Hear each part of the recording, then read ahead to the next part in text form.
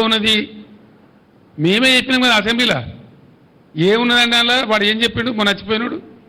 ఆ రెండు పిల్లల కింద ఉన్న ఇసుక కదిలి అవి కదిలినాయి అని చెప్పిండు అంటే జరుగుతూనే ఉంటాయి చాలా చాలా బరిలలో జరుగుతాయి చాలా వాటిలలో జరుగుతాయి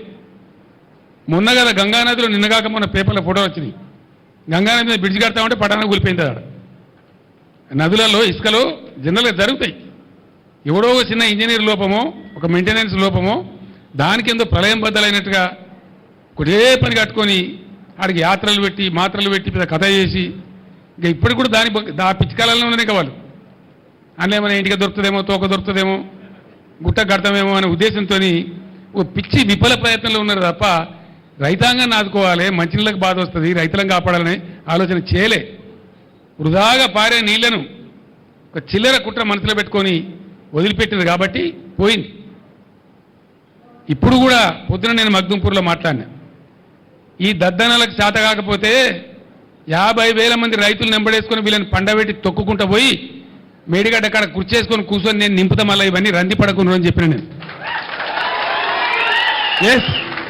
చేసి చూపిస్తాం గోదావరిలో నీళ్ళ ప్రవాహం మొదలైన తర్వాత బరాయితో సంబంధం లేకుండా నీళ్ళు లేపచ్చు మళ్ళీ మిడ్ మానేరు కలకల్లాడుతుంది లోయర్ మానేరు కలకల్లాడుతుంది తక్కువ పడితే ఎస్ఆర్ఎస్పీకి ఇవ్వచ్చు ఎత్తాల నీళ్ళు ఇప్పుడు ఈ ప్రభుత్వం